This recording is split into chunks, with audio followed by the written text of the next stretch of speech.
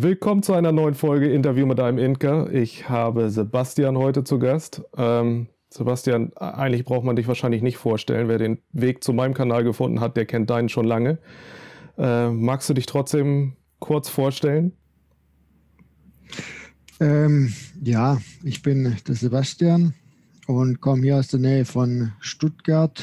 Wir haben eine Erwerbsimkerei, die ist biozertifiziert. Ja, es gibt den YouTube-Kanal, der ja vielleicht einen Tick mehr Abonnenten hat wie deiner, aber es gibt auch einige, die dann doch noch bekannter sind. Also deshalb weiß ich nicht, ob man mich nicht vorstellen muss. Aber ja, so und genau. Also wir machen Honig, wir machen Königin und wir machen Imkerkurse. Reicht es, ja? Das reicht. Wie bist du zu Bienen gekommen? Durch Zufall. Ja, also ich hab im Prinzip 2 Bienenvölker geschenkt bekommen. Und ja, dann ist es ausgehend von den 2 Bienenvölkern war eigentlich immer der Honig weg. Und dann kamen immer mehr Bienenvölker und dann kam wieder mehr Honig und dann war der Honig wieder weg und dann kamen wieder mehr Bienenvölker. Und ja, so ging das eigentlich komplett ungeplant und eigentlich als Quereinstieg nach dem Studium in eine Richtung, die ja, ich mir nie gedacht hätte. Ja. Und du bist dann auch Imkermeister geworden? Ja. Und wie wird man als Quereinsteiger Imkermeister? Da muss man viel bezahlen, nein. Nein, also ich hatte den Vorteil, dass die Imkerei ja schon ein bisschen länger Buchführung oder eine Buchführung da war. Also ich konnte die Völkerzahl nachweisen, die ich eine gewisse Zeit lang hatte. Das war ein Kriterium, um für die Meisterprüfung oder Meisterkurs zugelassen zu werden. Und dann war das bei uns damals in Baden-Württemberg so, dass man, glaube ich, einen grünen Beruf nachweisen musste. Und da hatte ich im Prinzip, davor habe ich Landwirt gelernt im Nebenerwerb, in der Abendschule. Und das konnte ich da anrechnen. Sonst wäre das für mich schwer geworden, da reinzukommen, weil ich vom Studium her in der Energiemanagement studiert habe, also Diplom-Betriebswirt letztendlich bin. Und ja, der Landwirt hat mir da im Prinzip, der Landwirt aus der Abendschule, den ich eigentlich aus purem Interesse gemacht habe, also ich komme jetzt nicht aus irgendeinem landwirtschaftlichen Betrieb oder so, der hat mir da ein bisschen den Zugang dann gesichert. Naja, klassischerweise hat man natürlich dafür Tierwirt gelernt, ja. Und dann kannst du uns eine Idee geben, wie viel Aufwand das ist? Also dauert das Jahre oder wie viel Zeit muss man da investieren? Du musstest, glaube ich, am Ende eine Meisterarbeit schreiben, die du auch mal auf deinem Kanal mal vorgestellt hast. Wie sieht sowas aus? Also ich meine, ich bin mir jetzt nicht mehr ganz sicher, ob es 2 oder 3 Winter waren. Also im Prinzip haben wir haben hier an der Uni Hohenheim im Bieneninstitut so eine Kurs oder Schulung, also Unterricht einfach gehabt zu diesem ganzen Thema Honigbiene, Biologie der Honigbiene, wie funktioniert die, Waldracht, welche Läusarten gibt es wann, wie, wo. Also alles, was man sich so vorstellen kann. Dann gab es natürlich noch einen großen Block mit Recht, mit BWL, mit, was war da noch? Ja, also im Prinzip alles, was man so aus der Berufsausbildung an Themenfeldern hat. Natürlich immer speziell auf Imkereibetriebe gemünzt. Und im Sommer hat man einfach Imkereibetriebe besucht. 2, 3, 4, also Imkereibetriebe besucht, die besichtigt. Und also das war dann dieser Theorieteil, über den hat man dann eine Prüfung geschrieben. Ne?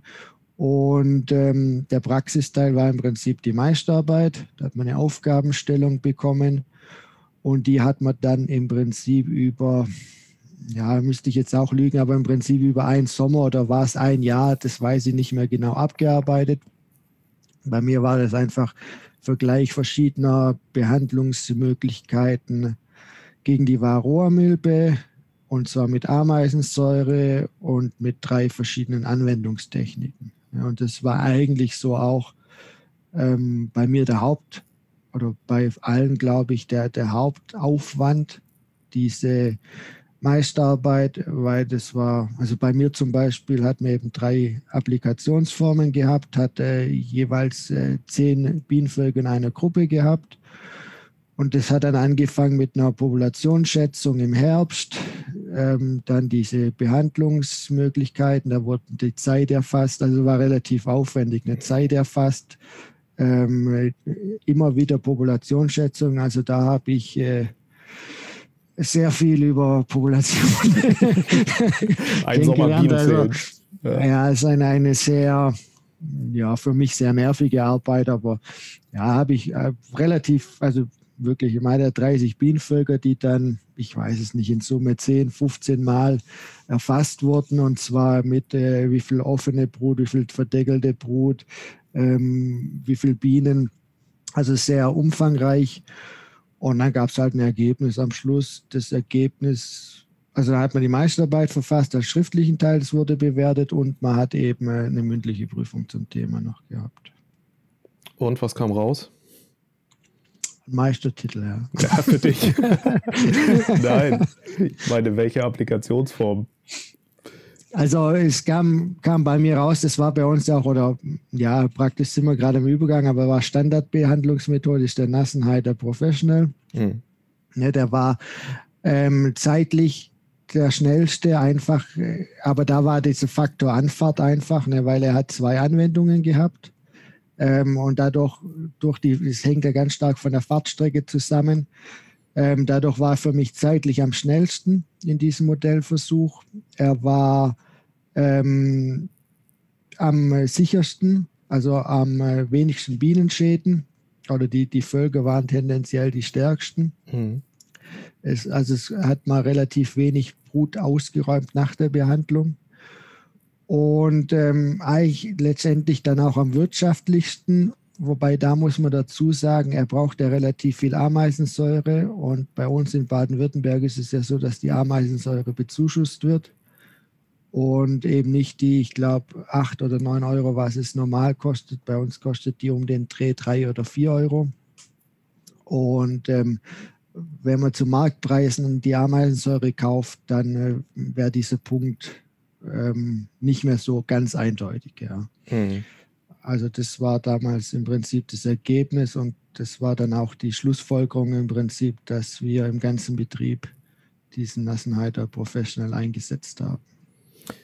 Aber du wirst, wie ich es in den Videos gesehen habe, von Ameisensäure weggehen, oder? Ja, genau. Also ich weiß es nicht, wann dieses Video gesendet wird. Das kommt darauf an, wann du das durchguckst. Ja, nein, aber parallel im Prinzip gibt es jetzt ein Video auf dem Kanal, das jetzt auch, ich weiß auch noch nicht, wann es kommt, aber es ist aufgenommen, noch nicht geschnitten, wo das ein bisschen erklärt. Also wir gehen weg von diesem Ameisensäure-Thema hin zum Thema Brutentnahme. Ja, das ist für uns, oder da sehen wir eigentlich bei uns im Betrieb momentan die Zukunft. Ja. Wir hatten da schon mal drüber gesprochen, und du hast mir erzählt, das geht relativ zügig, und da ziehe ich die Brutfarben raus, schüttel die ab, baue mir das alles vorher auf, dass wir kurze Wege haben. Trotzdem, du hast an einem Stand, hast du 20, 30 Völker stehen wahrscheinlich Maximum, oder? Oder mehr? Ja, also die Wandergruppen sind ja im Prinzip bei mir so 32, 34 Völker stark. Ne? Das ist einfach der Anhänger. Klar, du hast mal 2 Völker weniger oder 2 Völker mehr, ja. Aber so ist es. Ja. Und dann bereitest du dir alles vor, fährst an den Stand oder holst du die nach Hause vorher? Also bei uns sind die Bienenvölker zum Überwintern, also sprich nach, sagen wir mal, ab August oder ab Mitte August sind alle Bienenvölker bei uns wieder in der Region. Ja, also maximal, ja, also keine 15 Kilometer entfernt. Aber das heißt, du fährst dann dahin, hast das ganze Material da, dann baust du dir das alles auf, holst alle Brutwaben raus, also holst alle Waben raus, Ja. bildest daraus Brutscheunen mit wie viel Zagen? Also ich mache halt immer 10, ja. Also ich nehme eine Ach so, Zage, okay. Datant, Ja. 10 Brutwaben rein. Und dann kommen die bei mir, da habe ich einen eigenen Bienenstand für diese Brutscheunen, weil das ist ja auch, ja, Ja, die schleudern. super zu empfehlen, ja. Sehr, sehr wichtig, dass die einfach weg sind, ja, von den anderen Bienenvölkern. Genau, und dann werden die da mit Oxalsäure beträufelt, ja. Okay, das heißt, du machst aus 10 Brutwaben, machst du ein neues Volk und dann lässt du die nachziehen selber oder setzt du was zu? Königin, meine ich jetzt. Ja, das kommt drauf an. Ne? Also wenn ich, also weil es sind ja im Prinzip, kann man so grob rechnen, 2,5, 3 Völker ist eine Brutscheune dann. Und dann kommt es darauf an, was habe ich gerade für Königin. Ne? Also habe ich die Königin gerade, dann, wenn ich sie habe, setze ich sie auch gleich zu. Wenn nicht, lasse ich sie auch erst mal nachziehen und tausche sie dann einfach später im Jahr nochmal um. Ja. Okay. Und dann dann nutzt du die brutfreie Zeit zum Träufeln und weiselst dann hinterher um, wenn du möchtest. Im Prinzip träufle ich ja, also das kommt auf die Jahre an, aber im Prinzip träufle ich ja auch im Prinzip in der ersten Woche zum Teil schon. Ja, also die Brutscheunen werden im Prinzip 3, 4 Mal bestimmt behandelt, bevor da die letzte Brut schlüpft überhaupt. Ja, dann kommt nochmal eine also es kommt immer auf den Befall an. Ja, und wie gesagt, es kann auch mal sein, wenn ich mir über die Qualität der Königin an dem Bienenstand sicher bin, wo die Völker herkommen, dass ich die Nachschaffungskönigin da auch mal drin lasse. Ja. Also das ist, kann auch passieren. Also da gibt es kein Patentrezept. Ja. Okay. Und du sagtest gerade Abschluss. Guckst du dann hinterher, schaust du dann nochmal, wie hoch die Milbenbelastung ist vor dem Winter? Oder? Ja. Also ich schau mir Ende September, Anfang Oktober, schaue ich mir alle Bienenvölker nochmal an. Ja. Das ist zwar eine nervige Arbeit, das gebe ich auch zu, aber es ist ein hoher Stundenlohn. Ja. Also, und was machst du, wenn du Ausreißer dabei findest? Da mache ich nochmal mit Ameisensäure. Okay. Also dann nochmal. Genau, dann ist es einfach Ende September, Anfang Oktober, dann kommt eben nochmal der Nassenheit einfach zum Einsatz. Okay, gut. Und dann fütterst du die Brutscheunen auf den Waben, so wie sie sind, auf. Und die werden dann im nächsten Jahr, kriegen sie dann wieder eine TBE und haben dann wieder ein neues Wabenwerk, ne? Also gut, bei den Brutscheunen muss man sagen, da sortiere ich nochmal sehr großzügig aus. Ja. Also das ist jetzt nicht so, dass ich erstelle, weiß nicht, sagen wir 10 Brutlinge oder 10 Brutscheunen, die erstelle ich 10 an, windre ich nicht 10 ein. Also beileibe nicht. Da gehe ich sehr großzügig auch durch. Ich meine, man sieht ja also da kann man auch mal Varroa-Schäden haben. Ja. Vor allem, wenn das Problem ist, also bei mir ist vor allem das Problem bei den Bienenvölkern, die aus der Edelkastanie kommen. Ja, die kommen eigentlich in der Regel immer mit sehr, sehr viel Milben zurück. Und die sind immer relativ problematisch bei mir. Ja. Also da habe ich dann Ausfallquoten in dem Sinne nicht, aber da tue ich sehr stark zusammenlegen und auslesen dann auch nochmal. Ja. Okay. Cool, ja. Du sagtest mal, dass du nicht alle Völker so stark überwinterst, dass sie in der Frühtracht fit sind, sondern dass du auch kleiner überwinterst und dir schon vorher merkst, okay, die mache ich für Mitte der Saison und die für den Wald und so weiter. Planst du das richtig oder ist das so ein Aussortieren im Frühjahr, dass man sagt, okay, die brauchen noch ein bisschen und die sind gut drauf? Nein, eigentlich plane ich das. Ja, ich sitze ja im Oktober oder Anfang September, setze ich mich einfach hin. Ich meine, man weiß nicht alles, wie es im nächsten Jahr wird, das ist schon klar. Aber ich weiß ja im Prinzip meine Winterverluste weiß ich relativ konstant. Ich weiß auch so prozentual ungefähr, ich meine, da gibt es immer mal Überraschungen, was an Völkern aus dem Winter kommt, was eben nicht trachtreif ist. Mhm. Und dann mache ich meinen Plan. Also wir haben ja auch so ganz kleine Projekte hier mit Unternehmen zusammen, wo ein paar Bienenvölker halt so einen eigenen Honig machen. Dafür brauche ich Bienenvölker. Dann, wie du gesagt hast, will ich nicht alle praktisch Ende April im Schwarmtrieb haben. Also ich will das wirklich gestaffelt haben. Und so gucke ich auch. Ne? Ich habe die Brutscheunen, die tendenziell nicht so stark aus dem Winter kommen, wie jetzt normale Völker, das ist ja klar. Und so habe ich einfach meine Staffelung und da gucke ich auch dann auch bei der Einwinterung, ob ich manche Völker nochmal zusammenlege oder halt nicht, so dass ich mir da halt mein Ablauf oder meine Volksstärke zusammenbaue einfach. Ja.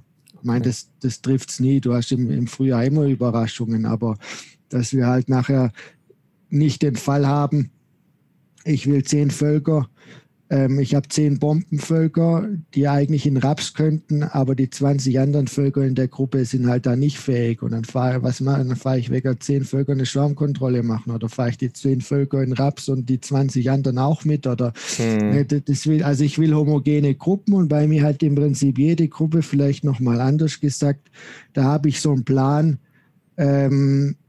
wo die hin soll, ja. Also wann die spätestens richtig Honig bringen muss. Oder ob ich aus der Gruppe zum Beispiel Jungvölker mache oder ob ich die, mache ich jetzt nicht, aber Kunstschwärme einplanen oder sowas. Ja. Also so hat bei mir jede Gruppe praktisch seinen vorhersagbaren Stempel. Das passt nicht immer, aber so ist zumindest mal der Plan, ja.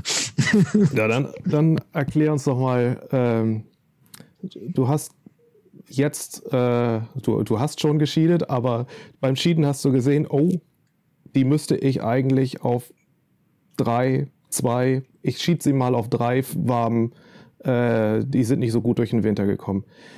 Wie geht's dann mit dem Volk weiter, wenn du sagst, okay, die will ich nachher in die Kastanie oder irgendwie sowas stellen? Also wenn ich die Volksstärke im Frühjahr habe, dann gehe ich durch und dann ich will halt immer, dass die Gruppen gleich sind. Ja, also wenn ich habe ja ein paar Reservevölker stehen und wie gesagt, mein Anhänger soll immer voll sein. Wenn ich fahre, soll er voll sein.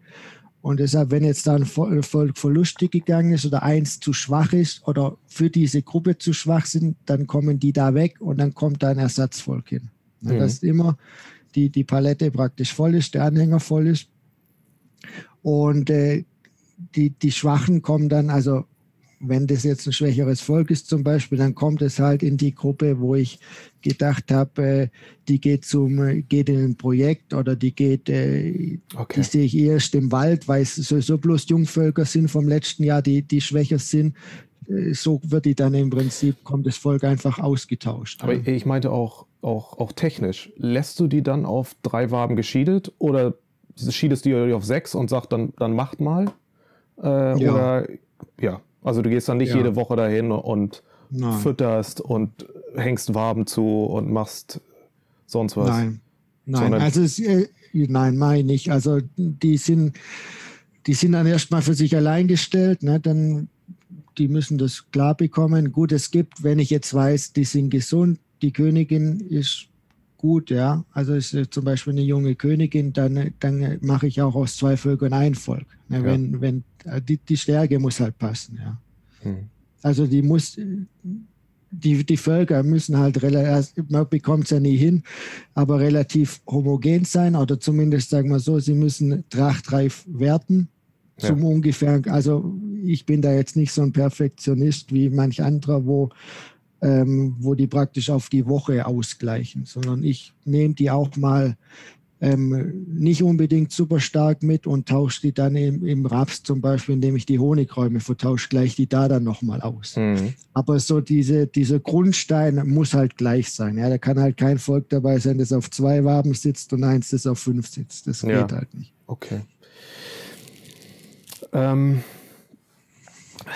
Du bist ja nun für ganz viele Leute, Vorbild klingt so blöd, aber viele Leute orientieren sich daran, wie du imkerst, sehen dich auf YouTube, ich kriege immer ganz viele Nachrichten, die dann sagen, mach doch mal was mit Sebastian, ne? Das gefällt mir total gut, wie der imkert und so weiter.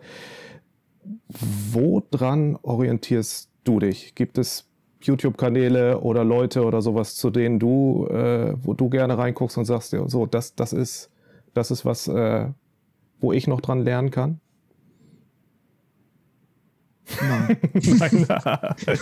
Nein. Sehr gut. Also klar, also mittlerweile, klar, also nein, das ist vielleicht falsch ausgedrückt. Also es gibt jetzt kein Vorbild. Ja. Es gibt schon Imkereien oder auch Imker, die mich in meiner Entwicklung dahin jetzt beeinflusst haben oder die ich auch nach wie vor spannend finde. Das gibt es zweifellos, aber ich schaue jetzt keinen Imkerkanal an oder keinen deutschsprachigen Imkerkanal, da wären wir vielleicht beim Thema, wo ich jetzt sage, das kopiere ich. Also ich schaue mir eher amerikanische oder kanadische oder australische Imkerkanäle an. Jetzt nicht, weil ich das super toll finde, mit 50.000 Bienenvölkern tagsüber 3 Tage durch Amerika zu fahren und da die Mandeln zu bestäuben oder so, sondern mich interessiert eigentlich eher dieses Management dahinter. Ja? Wie machen die das, dass die halt, weiß ich nicht, 10.000 Königinnen da relativ schlank rausmachen. Ne? Wie teilen die ihre Völker? Also was haben die für Managementgedanken? Das ist eigentlich das, was mich interessiert und eigentlich nicht mehr so die Betriebsweise dann. Ja. Weil da fühle ich mich eigentlich, da habe ich in der Vergangenheit viel probiert, mir total verschiedene Sachen auch angeschaut und da fühle ich mich jetzt einfach im Moment zumindest so wohl, wo ich bin. Das kann sich wieder ändern, aber im Moment habe ich da jetzt nicht... Jetzt, pass auf, jetzt, ne, ich weiß nicht, wann das Video rauskommt, aber im Moment hat ja deine Kollegin bei Imkerling und Jürgen Binder und so haben sich ja gerade mal wieder, behaken sich ein bisschen, was jetzt besser ist. Wenn du dir die Weltimkerei anguckst, Australien, Neuseeland, USA, Kanada und so weiter. Und du siehst, dass die alle mit Langstroh imkern. Alle zweiräumig, einräumig, teilweise drehen, teilweise völlig, wie sie gerade lustig sind und wie es gerade zu dem Volk, zu der Tracht und dem Management der Sachen passt. Dann haben die Hoffmann-Rähmchen, dann behandeln die im Frühjahr und so weiter und so weiter. Da schneidet keiner Drohnen oder sonst was. Was denkst du, warum wird in Deutschland so viel darüber diskutiert? Warum ist das so ein wichtiges Thema? Du hast das alles auch gesehen und hast dich dann für Dadant entschieden und hast gesagt, das ist ein gutes System. Ja. Wie ist deine Reise dahin gekommen? Gut, ich glaube, das kommt schon ein bisschen auch historisch. Deutschland hat, was weiß ich, 100 verschiedene Wabenmaße gefühlt, ja. Und jedes Wabenmaß hat sein Mentor, sein Propagandist, der sagt, das ist das Beste. Und man sieht es ja eigentlich ganz klar da gerade mit diesen beiden oder ja, ich meine, es wird ja aus dieser Richtung auch viel gegen Dadant geschrieben oder gesagt. Also das hat mich eine, wie sagt meine Followerin oder eine Abonnentin bei YouTube angerufen und mir erzählt, was sie da in einem Imkerkanal für Aussagen über Dadant gehört hat. Und ja, ich meine, das muss jeder wissen, wie er es macht. Ja, also wenn einer meint, er will so arbeiten wie die Pia Aumeier oder wie der Jürgen Binder, dann sollen die das machen. Ich mache es nicht, mir ist das viel zu umständlich. Ja, ich sehe da ist auch für die Biene an sich keinen wesentlichen Vorteil. Das sind im Prinzip so meine Gründe und ich bin da eher ein bisschen an der Weltimkerei, glaube ich, orientiert, also da bin ich jetzt auch kein Sonderling. Also die Erwerbsimkerei ist ja allgemein dafür bekannt, dass sie ohne Schnickschnack auskommt und die Biene trotzdem nicht quält. Ja. Ja, ich glaube, das ist bei der Erwerbsimkerei kannst du lernen, was funktioniert, was sich irgendwie bewährt hat. Und ich weiß nicht, ob man da so viel Energie reinstecken sollte, da auszudiskutieren, welches Rähmchenmaß jetzt das Beste ist oder so. Aber du bist auch von Langstroth über Zander auf Dadant gekommen. Und bei Dadant bleibst du jetzt auch, also das heißt, du sagtest ja aktuell, weil du zum einen eine Bio-Imkerei hast, das heißt auch modernes, wesensgemäßes Imkern und für dich ist Dadant da das Maß der Dinge, oder glaubst du, man kann auch wesensgemäß in anderen Beuten imkern? Naja, kann man bestimmt. Also erwerbstechnisch gut jetzt, also Dadant, Zadant oder wie Deutsch normal, weiß ich nicht, 2 oder 1,5 oder wie das heißt, 1,5. Also sagen wir mal, diese hohen Waben, ja, mein Kunsch hoch ist auch eine hohe Wabe. Das sind für mich alles Waben eigentlich, wo ich sage, das ist, also das sagt nicht ich, sondern wenn wir uns jetzt Demeter anschauen, Demeter sagt ja ganz klar, dass, also Demeter ist für mich so ein bisschen, ist auch nicht schwarz-weiß und ist auch nicht alles, sehe ich auch nicht alles so, wie die sehen, aber wenn man so an wesensgemäß, tiergemäß oder so denken auch viele Verbraucher ja natürlich an Demeter, und bei Demeter sind wir eben bei diesen hohen Waben, ja, bei dem ungeteilten Brutnest. Das ist vielleicht der Punkt wesensgemäß, was mir ja persönlich auch ein bisschen wichtig ist, und dann ist mir diese Dadant-Betriebsweise einfach von der Rationalität, ne, bis ich aus diesem 10er Zanderkasten oder 10er deutschen Normalmaßkasten, bis ich da eine verkittete Wabe draus habe ich mein Dadant-Bienenvolk im Prinzip fast durchgeschaut, weil ich das einfach durchblättern kann, weil ich ja links den Platz habe, um die Waben einfach hin und her zu schieben. Ja. Und damit fällt auch eigentlich der Punkt Hoffmann-Rähmchen oder nicht Hoffmann-Rähmchen eigentlich unter den Tisch, weil ich die Waben ja nie von oben reinstecke, sondern ich schiebe die halt von rechts nach links oder, also ich sehe da jetzt keine große Quetschgefahr, ja, wenn man da ein bisschen rationell umgeht. Aber wie gesagt, jeder, wo Imker in der Öffentlichkeit sagt, er hat die rationellste Betriebsweise, ja, nur es gibt halt nicht viele Erwerbsimker unter den Leuten, die das sagen, ja. Ja. Da muss ich ein bisschen grinsen selber, ja. aber ist halt leider so, ja. Ist so. Das war auch immer die Idee von dem Kanal, ja, irgendwie mit Leuten zu sprechen, die Dinge ausprobieren und dann sagen, okay, das funktioniert in dem Betrieb, das macht Sinn, und sich nicht daran aufhalten, welche Lösung jetzt irgendwie die beste für ihre 4 Völker im Garten oder so ist.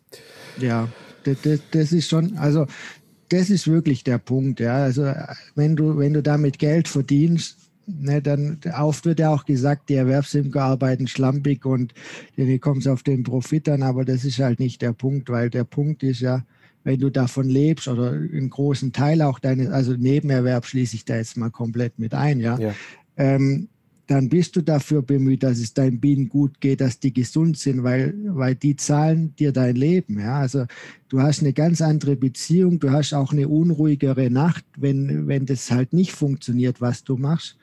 Und du musst rationell und sicher arbeiten, dass das Ziel funktioniert. Und das ist schon im Kopf eine ganz andere Schublade, wie wenn du jetzt irgendwo angestellt bist und nebenher irgendwie als Hobby-Imker, weil da bist du nicht darauf angewiesen, dass es deinen Bienen gut geht, dass die Honig bringen und so. Ne? Das ist eine ganz andere Denkweise schon mal und eine ganz andere Motivation oder eine ganz andere Sichtweise, sich auch mit manchen Fragestellungen zu beschäftigen. Finde ich zumindest. Ja, finde ich auch. Du gibst nun auch Kurse bei Imker AG und imkerling.de. Wie bringst du das deinen Schülern bei? Also was ist dir wichtig, dass sie dasselbe so wie du verstehen und sagen, das ist rationale Imkerei? Oder gibt es da irgendwie einen Unterschied, dass du viel Wert drauf legst, dass sie verstehen, wie es den Bienen gut geht? Oder ist das ein Rezept, dass sie keine Angst haben müssen, dass ihnen alle Völker im ersten Winter versterben? Ja, also Rezept ist es nicht. Also die Ausfälle gibt es auch im Imkerkurs. Nein.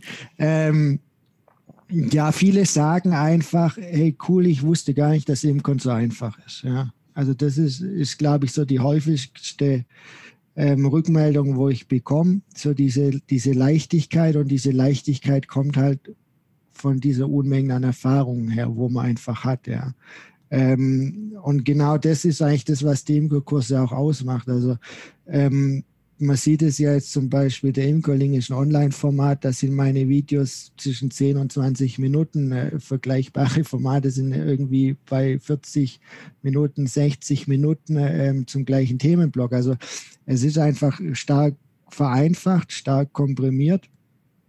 Aber ich denke trotzdem, dass alles Nötige drin ist. Ne? Ich meine, diese Theorie ist immer vorgeschaltet, die muss man ja auch haben, vor allem mit Krankheiten, Bienenbiologie, da muss man einfach fit sein oder Zusammenhänge kapieren.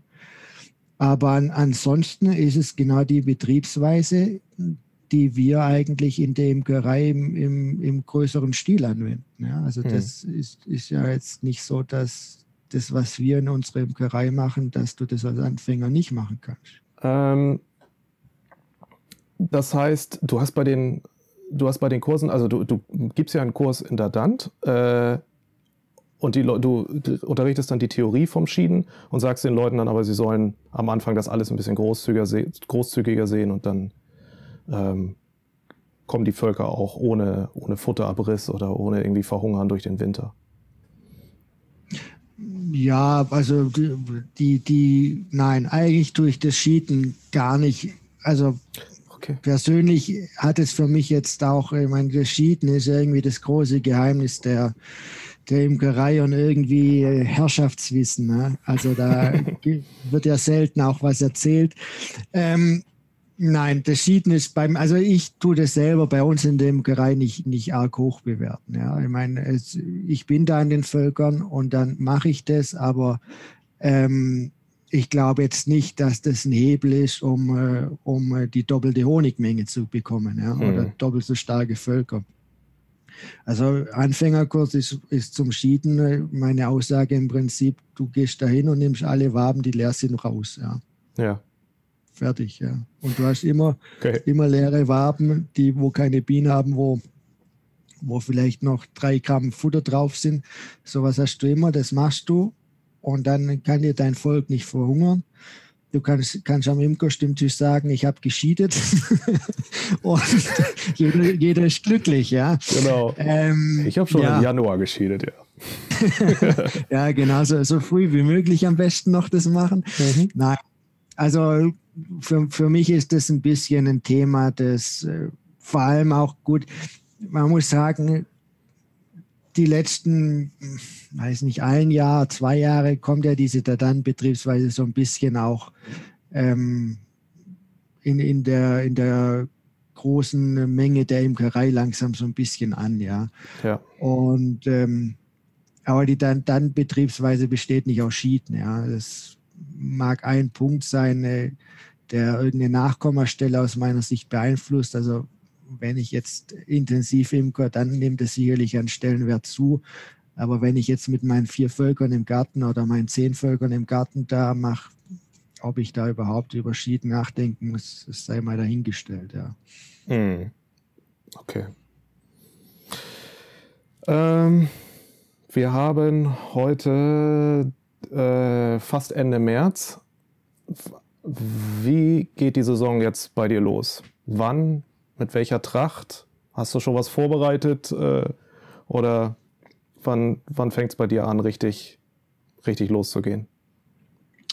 Ja, also bevor es jetzt so kalt geworden ist, habe ich mit einem Kollegen telefoniert, der so diese Temperatursummen aufschreibt. Und er hatte gemeint, dass die Kirsche so 29, also laut seiner Excel-Tabelle, die Kirsche anfängt zu blühen am 29.03., also in knapp 10 Tagen. Das haben wir heute, bei uns schneit, morgen soll es nochmal schneien. Wir werden morgen nochmal laut Wettervorbericht -6 Grad nachts haben. Also die Kirsche sehe ich noch nicht blühen am 29. So wilde Zwetschgen und so Zeug schon. Also schon Anfang April wird da sicherlich das losgehen. Ja, wie sieht es gerade aus? Ich habe jetzt die Tage nochmal nach dem Futter geschaut, ne, wo es notwendig ist, nochmal ein bisschen Futter gegeben.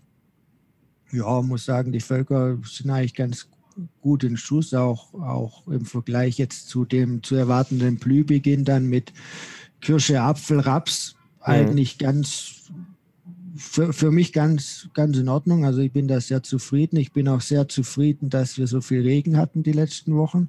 Ja, das ist für den Raps ja immer sehr schön. Also ich freue mich da eigentlich schon auf eine ganz gute Honigernte, wenn halt das Wetter auch das zulässt. Ja, aber die Voraussetzungen in diesem Jahr finde ich sehr passend eigentlich. Ja, das höre ich auch von anderen Kollegen. So zwischen den Zeilen hört man schon die Vorfreude, dass dieses Jahr Honig gemacht wird, wenn das Wetter mitspielt. Ja, das glaube ich auch. Gut, ich meine, was parallel immer ein bisschen mich jetzt gerade so beschäftigt, ist Rapsanbau wird gefühlt immer weniger, ne, zumindest bei uns.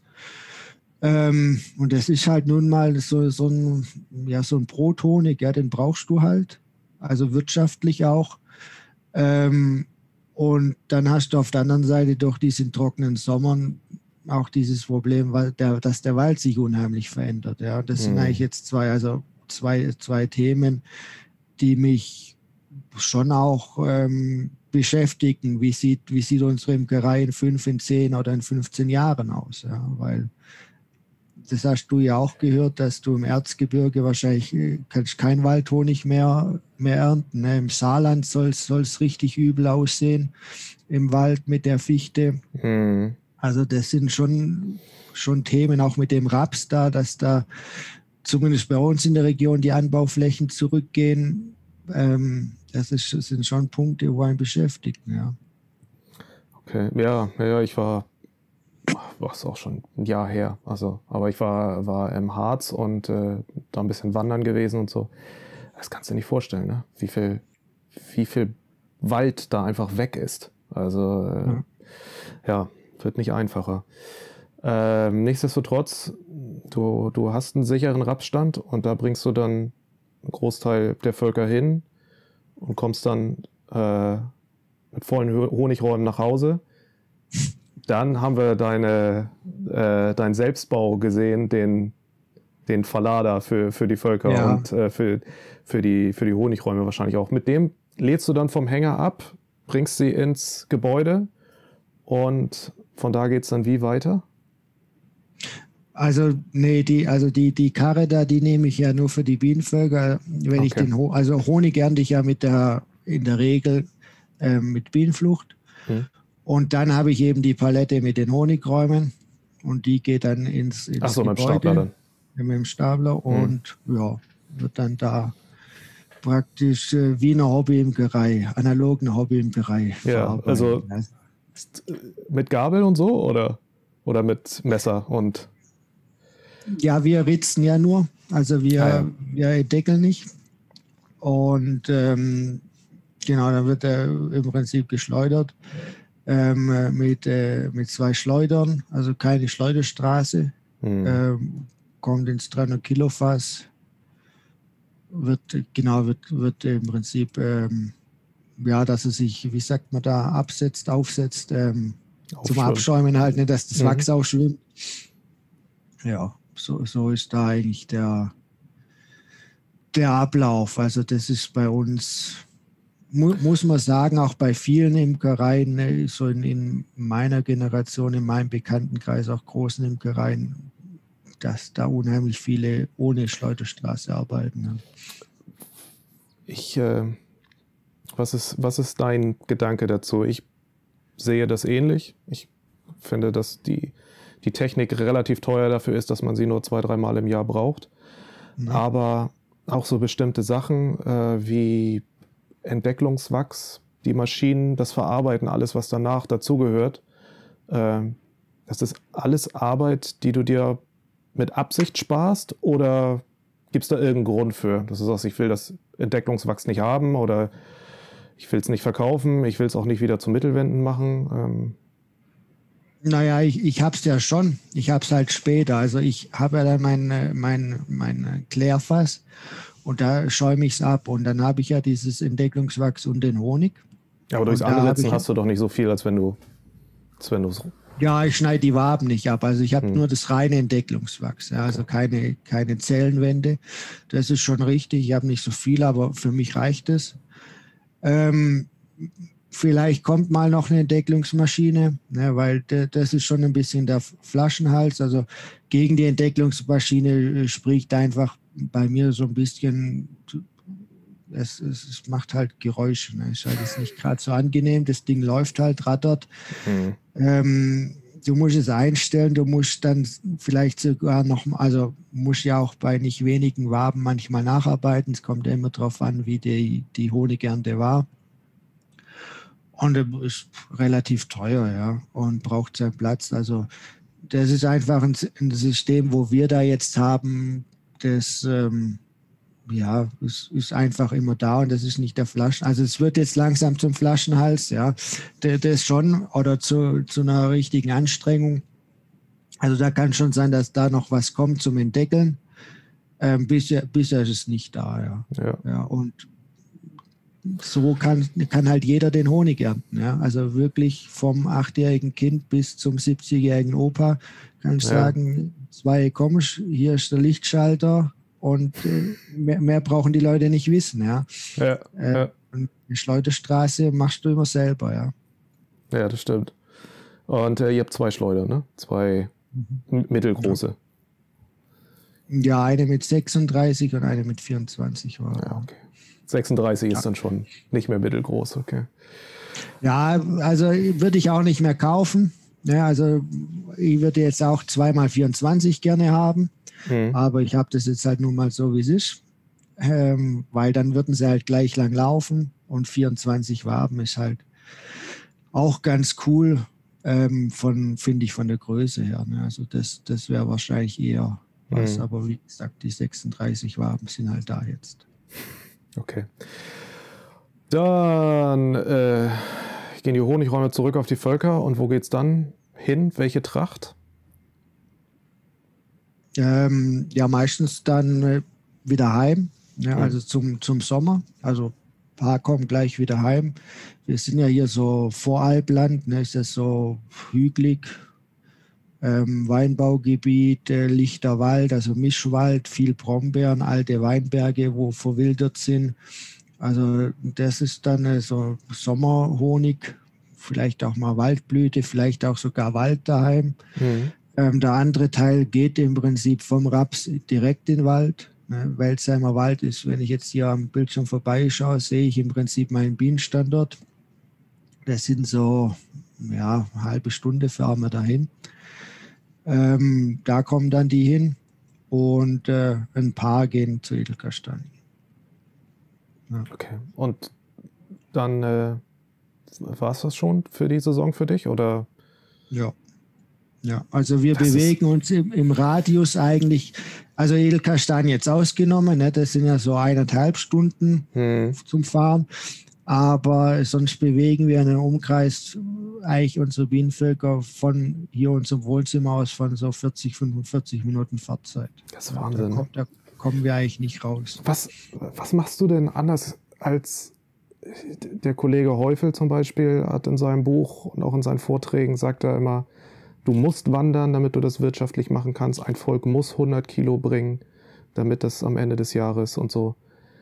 Und jetzt erzählst du mir, du machst das quasi um deinen Wohnort herum und das funktioniert auch damit, einen Betrieb aufrechtzuerhalten. Habt ihr so gute Bedingungen oder ist das oder gleichst du das anders irgendwie aus? Also naja, ich glaube, das ist ein breites Spektrum. Also das Buch ist ja ganz cool hier vom Bernhard Häufel. Aber wenn man das Buch anschaut, da sieht man auch mal, was der Bernhard Häufel für Technik finanziert. Ne? Da steht die Schleuderstraße, da steht der Avantstapler, da steht ein Anhänger mit Drehschemel, der sicherlich auch knapp unter 10.000 Euro schon mal ist. Ja? Also schon mal eine ganz andere Kostenstruktur. Also allein von den Bildern, was man in dem Buch sieht, wie wir das haben. Und da muss man ja auch sagen, sind wir hier Region Stuttgart mit Daimler, mit Bosch. Also wir haben ja eine Direktvermarktung vor der Haustür und ein schönes Umfeld einfach, wo wir unseren Honig auch verkaufen können. Und ich glaube, da kommen eben diese 2 Punkte zusammen. Also diese Kosteneinsparung in der Erzeugung. Ne, man sieht es jetzt zum Beispiel mit diesem Wanderstapler, der kostet um die 600 Euro, der Avant kostet um die 17.000 Euro. Ne, das ist schon mal ein Punkt. Und also so summiert sich das einfach zusammen. Dann habe ich vielleicht einen besseren Honigpreis in der Summe. Mache halt auch noch ein bisschen andere Projekte mit Bienen, mit der Imkerei. Also wir haben ja so Tag der offenen Türe, mache meine Imkerkurse. Also ich bin ja ganz anders aufgestellt und ich bin beileibe weit weg von 100 Kilo im Schnitt. Ja. Also da will ich auch nicht hin, ne, weil ich persönlich glaube nicht, dass das für uns hier eine wirtschaftliche Lösung wäre, weil das einfach, Wandern ist unheimlich teuer. Und ja.